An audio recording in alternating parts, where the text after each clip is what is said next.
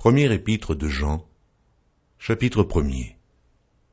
Ce qui était dès le commencement, ce que nous avons entendu, ce que nous avons vu de nos yeux, ce que nous avons contemplé et que nos mains ont touché concernant la parole de vie, car la vie a été manifestée, et nous l'avons vue, et nous lui rendons témoignage, et nous vous annonçons la vie éternelle, qui était auprès du Père, et qui nous a été manifestée. Ce que nous avons vu et entendu, nous vous l'annonçons à vous aussi, afin que vous aussi, vous soyez en communion avec nous. Or, notre communion est avec le Père et avec son Fils, Jésus-Christ. Et nous écrivons ces choses afin que notre joie soit parfaite. La nouvelle que nous avons apprise de lui et que nous vous annonçons, c'est que Dieu est lumière, qu'il n'y a point en lui de ténèbres. Si nous disons que nous sommes en communion avec lui, et que nous marchions dans les ténèbres, nous mentons, et nous ne pratiquons pas la vérité. Mais si nous marchons dans la lumière, comme il est lui-même dans la lumière, nous sommes mutuellement en communion, et le sang de Jésus, son Fils, nous purifie de tout péché. Si nous disons que nous n'avons pas de péché, nous nous séduisons nous-mêmes, et la vérité n'est point en nous. Si nous confessons nos péchés, il est fidèle et juste pour nous les pardonner et pour nous purifier de toute iniquité. Si nous disons que nous n'avons pas péché, nous le faisons menteur, et sa parole n'est point en nous. Première épître de Jean, chapitre 2. Mes petits enfants, je vous écris ces choses afin que vous ne péchiez point. Et si quelqu'un a péché, nous avons un avocat auprès du Père, Jésus-Christ, le juste. Il est lui-même une victime expiatoire pour nos péchés, non seulement pour les nôtres, mais aussi pour ceux du monde entier. Si nous gardons ses commandements, par là nous savons que nous l'avons connu. Celui qui dit « je l'ai connu » et qui ne garde pas ses commandements est un menteur, et la vérité n'est point en lui. Mais celui qui garde sa parole, l'amour de Dieu est véritablement parfait en lui. Par là, nous savons que nous sommes en lui. Celui qui dit qu'il demeure en lui doit marcher aussi comme il a marché lui-même. Bien-aimés, ce n'est pas un commandement nouveau que je vous écris, mais un commandement ancien, que vous avez eu dès le commencement. Ce commandement ancien, c'est la parole que vous avez entendue. Toutefois, c'est un commandement nouveau que je vous écris. Ce qui est vrai en lui et en vous, car les ténèbres se dissipent, et la lumière véritable paraît déjà. Celui qui dit qu'il est dans la lumière et qui est son frère est encore dans les ténèbres. Celui qui aime son frère demeure dans la lumière, et aucune occasion de chute n'est en lui. Mais celui qui est son frère est dans les ténèbres, il marche dans les ténèbres, et il ne sait où il va, parce que les ténèbres ont aveuglé ses yeux. Je vous écris, petits enfants, parce que vos péchés vous sont pardonnés à cause de son nom. Je vous écris, Père, parce que vous avez connu celui qui est dès le commencement. Je vous écris, jeunes gens, parce que vous avez vaincu le malin. Je vous ai écrit, petits enfants, parce que vous avez connu le Père. Je vous ai écrit, Père, parce que vous avez connu celui qui est dès le commencement. Je vous ai écrit, jeunes gens, parce que vous êtes forts et que la parole de Dieu demeure en vous et que vous avez vaincu le malin. N'aimez point le monde, ni les choses qui sont dans le monde. Si quelqu'un aime le monde, l'amour du Père n'est point en lui. Car tout ce qui est dans le monde, la convoitise de la chair, la convoitise des yeux et l'orgueil de la vie, ne vient point du Père, mais vient du monde. Et le monde passe, et sa convoitise aussi. Mais celui qui fait la volonté de Dieu demeure éternellement. Petits enfants, c'est la dernière heure. Et comme vous avez appris qu'un antéchrist vient, il y a maintenant plusieurs antéchrists. Par là, nous connaissons que c'est la dernière heure. Ils sont sortis du milieu de nous, mais ils n'étaient pas des nôtres. Car s'ils eussent été des nôtres, ils seraient demeurés avec nous. Mais cela est arrivé afin qu'il fût manifeste que tous ne sont pas des nôtres. Pour vous, vous avez reçu l'onction de la part de celui qui est saint, et vous avez tous de la connaissance. Je vous ai écrit, non que vous ne connaissiez pas la vérité, mais parce que vous la connaissez, et parce qu'aucun mensonge ne vient de la vérité. Sinon, celui qui nie que Jésus est le Christ, celui-là est l'Antéchrist, qui nie le Père et le Fils. Quiconque nie le Fils n'a point non plus le Père. Quiconque confesse le Fils a aussi le Père. Que ce que vous avez entendu dès le commencement demeure en vous. Si ce que vous avez entendu dès le commencement demeure en vous, vous demeurerez aussi dans le Fils et dans le Père. Et la promesse qu'il nous a faite, c'est la vie éternelle. Je vous ai écrit ces choses au sujet de ceux qui vous égarent. Pour vous, l'onction que vous avez reçue de lui demeure en vous, et vous n'avez pas besoin qu'on vous enseigne. Mais comme son onction vous enseigne toutes choses, et qu'elle est véritable, et qu'elle n'est point un mensonge, demeurez en lui, selon les enseignements qu'elle vous a donnés. Et maintenant, petits enfants, demeurez en lui, afin que, lorsqu'il paraîtra, nous ayons de l'assurance, et qu'à son avènement, nous ne soyons pas confus et éloignés de lui. Si vous savez qu'il est juste, reconnaissez que quiconque pratique la justice est né de lui. Première épître de Jean, chapitre 3. Voyez quel amour le Père nous a témoigné pour que nous soyons appelés enfants de Dieu. Et nous le sommes. Si le monde ne nous connaît pas, c'est qu'il ne l'a pas connu. Bien-aimés, nous sommes maintenant enfants de Dieu, et ce que nous serons n'a pas encore été manifesté. Mais nous savons que, lorsque cela sera manifesté, nous serons semblables à lui, parce que nous le verrons tel qu'il est. Quiconque a cette espérance en lui se purifie, comme lui-même est pur. Quiconque pêche transgresse la loi, et le péché est la transgression de la loi. Or, vous le savez, Jésus apparut pour ôter les péchés, et il n'y a point en lui de péché. Quiconque demeure en lui ne pêche point, quiconque pêche ne l'a pas vu et ne l'a pas connu. Petits enfants, que personne ne vous séduise. Celui qui pratique la justice est juste, comme lui-même est juste.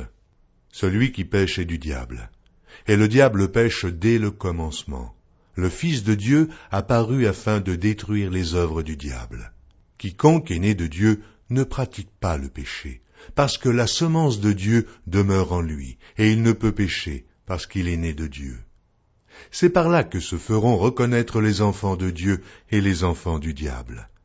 Quiconque ne pratique pas la justice n'est pas de Dieu, non plus que celui qui n'aime pas son frère. Car ce qui vous a été annoncé est ce que vous avez entendu dès le commencement. C'est que nous devons nous aimer les uns les autres, et ne pas ressembler à Caïn, qui était du malin et qui tua son frère. Et pourquoi le tua-t-il? Parce que ses œuvres étaient mauvaises, et que celles de son frère étaient justes. Ne vous étonnez pas, frères, si le monde vous hait. Nous savons que nous sommes passés de la mort à la vie, parce que nous aimons les frères.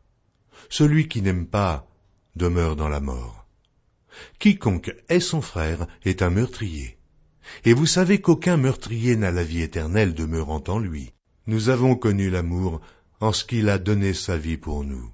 Nous aussi, nous devons donner notre vie pour les frères. Si quelqu'un possède les biens du monde, et que, voyant son frère dans le besoin, il lui ferme ses entrailles, comment l'amour de Dieu demeure-t-il en lui? Petits enfants, n'aimons pas en parole et avec la langue, mais en action et avec vérité. Par là nous connaîtrons que nous sommes de la vérité, et nous rassurerons nos cœurs devant lui. Car si notre cœur nous condamne, Dieu est plus grand que notre cœur, et il connaît toutes choses. Bien-aimés, si notre cœur ne nous condamne pas, nous avons de l'assurance devant Dieu. Quoi que ce soit que nous demandions, nous le recevons de lui, parce que nous gardons ses commandements et que nous faisons ce qui lui est agréable. Et c'est ici son commandement, que nous croyions au nom de son Fils Jésus-Christ, et que nous nous aimions les uns les autres selon le commandement qu'il nous a donné. Celui qui garde ses commandements demeure en Dieu, et Dieu en lui. Et nous connaissons qu'il demeure en nous par l'Esprit qu'il nous a donné. Première épître de Jean, chapitre 4. Bien-aimés, n'ajoutez pas foi à tout esprit, mais éprouvez les esprits pour savoir s'ils sont de Dieu. Car plusieurs faux prophètes sont venus dans le monde. Reconnaissez à ceci l'Esprit de Dieu. Tout esprit qui confesse Jésus-Christ venu en chair est de Dieu. Et tout esprit qui ne confesse pas Jésus n'est pas de Dieu. C'est celui de l'Antéchrist dont vous avez appris la venue et qui maintenant est déjà dans le monde. Vous, petits enfants, vous êtes de Dieu, et vous les avez vaincus parce que celui qui est en vous est plus grand que celui qui est dans le monde. Eux, ils sont du monde. C'est pourquoi ils parlent d'après le monde, et le monde les écoute. Nous sommes de Dieu. Celui qui connaît Dieu nous écoute. Celui qui n'est pas de Dieu ne nous écoute pas. C'est par là que nous connaissons l'esprit de la vérité et l'esprit de l'erreur. Bien-aimés, aimons-nous les uns les autres, car l'amour est de Dieu, et quiconque aime est né de Dieu et connaît Dieu. Celui qui n'aime pas n'a pas connu Dieu, car Dieu est amour. L'amour de Dieu a été manifesté envers nous en ce que Dieu a envoyé son Fils unique dans le monde, afin que nous vivions par lui. Et cet amour consiste, non point en ce que nous avons aimé Dieu, mais en ce qu'il nous a aimés et a envoyé son Fils comme victime expiatoire pour nos péchés. Bien-aimés, si Dieu nous a ainsi aimés, nous devons aussi nous aimer les uns les autres. Personne n'a jamais vu Dieu. Si nous nous aimons les uns les autres, Dieu demeure en nous et son amour est parfait en nous. Nous connaissons que nous demeurons en lui et qu'il demeure en nous, en ce qu'il nous a donné de son esprit. Et nous avons vu et nous attestons que le Père a envoyé le Fils comme sauveur du monde. Celui qui confessera que Jésus est le Fils de Dieu, Dieu demeure en lui et lui en Dieu. Et nous avons connu l'amour de Dieu. Et nous avons connu l'amour que Dieu a pour nous, et nous y avons cru. Dieu est amour, et celui qui demeure dans l'amour demeure en Dieu, et Dieu demeure en lui. Tel il est, tel nous sommes aussi dans ce monde.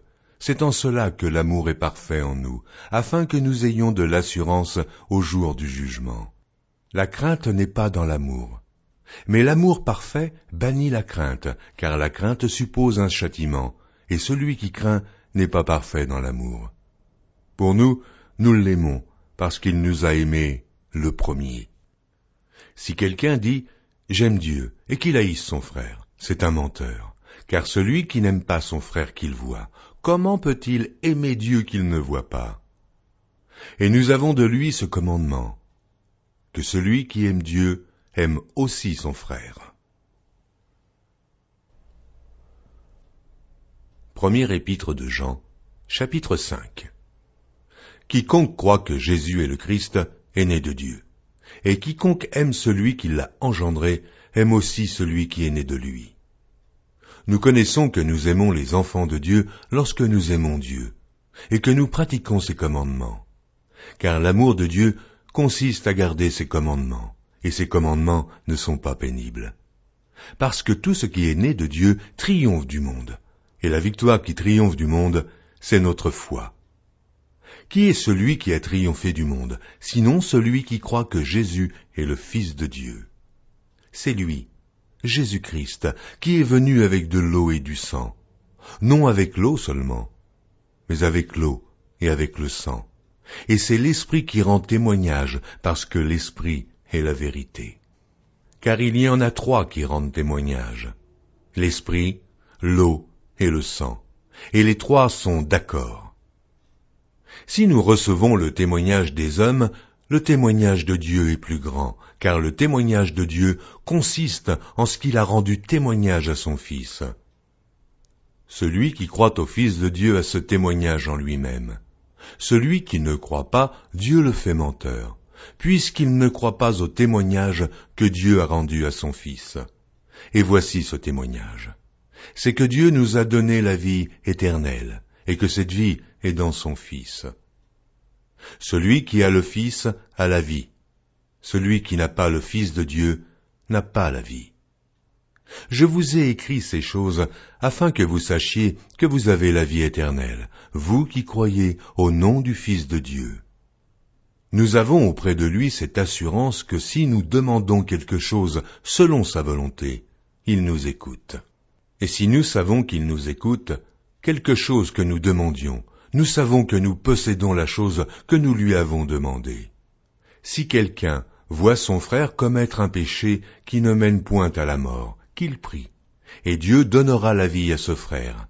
Il la donnera à ceux qui commettent un péché qui ne mène point à la mort. Il y a un péché qui mène à la mort. Ce n'est pas pour ce péché-là que je dis de prier. Toute iniquité est un péché, et il y a tel péché qui ne mène pas à la mort. Nous savons que quiconque est né de Dieu ne pêche point, mais celui qui est né de Dieu se garde lui-même, et le malin ne le touche pas. Nous savons que nous sommes de Dieu, et que le monde entier est sous la puissance du malin. Nous savons aussi que le Fils de Dieu est venu, et qu'il nous a donné l'intelligence pour connaître le véritable. Et nous sommes dans le véritable, en son Fils, Jésus-Christ. C'est lui qui est le Dieu véritable et la vie éternelle. Petits enfants, gardez-vous des idoles. Deuxième épître de Jean. L'Ancien, à Kyria, l'élu et à ses enfants que j'aime dans la vérité. Et ce n'est pas moi seul qui les aime, mais aussi tous ceux qui ont connu la vérité, à cause de la vérité qui demeure en nous et qui sera avec nous pour l'éternité. Que la grâce, la miséricorde et la paix soient avec vous de la part de Dieu le Père et de la part de Jésus-Christ, le Fils du Père, dans la vérité et la charité. J'ai été fort réjoui de trouver de tes enfants qui marchent dans la vérité, selon le commandement que nous avons reçu du Père. Et maintenant, ce que je te demande, Kyria, non comme te prescrivant un commandement nouveau, mais celui que nous avons eu dès le commencement, c'est que nous nous aimions les uns les autres. Et l'amour consiste à marcher selon ses commandements. C'est là le commandement dans lequel vous devez marcher, comme vous l'avez appris dès le commencement. Car plusieurs séducteurs sont entrés dans le monde, qui ne confessent point que Jésus-Christ est venu en chair. Celui qui est tel, c'est le séducteur et l'antéchrist. Prenez garde à vous-même, afin que vous ne perdiez pas le fruit de votre travail, mais que vous receviez une pleine récompense. Quiconque va plus loin et ne demeure pas dans la doctrine de Christ n'a point Dieu. Celui qui demeure dans cette doctrine a le Père et le Fils. Si quelqu'un vient à vous et n'apporte pas cette doctrine, ne le recevez pas dans votre maison, et ne lui dites pas « Salut », car celui qui lui dit « Salut » participe à ses mauvaises œuvres. Quoique j'eusse beaucoup de choses à vous écrire, je n'ai pas voulu le faire avec le papier et l'encre, mais j'espère aller chez vous et vous parler de bouche à bouche, afin que notre joie soit parfaite. Les enfants de ta sœur l'élue te saluent. Troisième épître de Jean. L'Ancien, à Gaius le bien-aimé que j'aime dans la vérité. Bien-aimé, je souhaite que tu prospères à tous égards et sois en bonne santé, comme prospère l'état de ton âme. J'ai été fort réjoui lorsque des frères sont arrivés et ont rendu témoignage de la vérité qui est en toi, de la manière dont tu marches dans la vérité. Je n'ai pas de plus grande joie que d'apprendre que mes enfants marchent dans la vérité. Bien-aimé, tu agis fidèlement dans ce que tu fais pour les frères, et même pour les frères étrangers. Bien-aimé, tu agis fidèlement dans ce que tu fais pour les frères, et même pour des frères étrangers, lesquels ont rendu témoignage de ta charité en présence de l'Église. Tu feras bien de pourvoir à leur voyage d'une manière digne de Dieu. Car c'est pour le nom de Jésus-Christ qu'ils sont partis sans rien recevoir des païens. Nous devons donc accueillir de tels hommes, afin d'être ouvriers avec eux pour la vérité. J'ai écrit quelques mots à l'Église, mais Diotrephe, qui aime à être le premier parmi eux, ne nous reçoit point. C'est pourquoi, si je vais vous voir, je rappellerai les actes qu'il commet en tenant contre vous de méchants propos. Non content de cela, il ne reçoit pas les frères, et ceux qui voudraient le faire, il les en empêche et les chasse de l'Église. Bien-aimés, N'imite pas le mal, mais le bien. Celui qui fait le bien est de Dieu. Celui qui aime le mal n'a point vu Dieu. Tous et la vérité elle-même rendent un bon témoignage à Démétrius. Nous aussi, nous lui rendons témoignage, et tu sais que notre témoignage est vrai. J'aurais beaucoup de choses à t'écrire, mais je ne veux pas le faire avec l'encre et la plume. J'espère te voir bientôt, et nous parlerons de bouche à bouche. Que la paix soit avec toi. Les amis te saluent, salue les amis, chacun en particulier.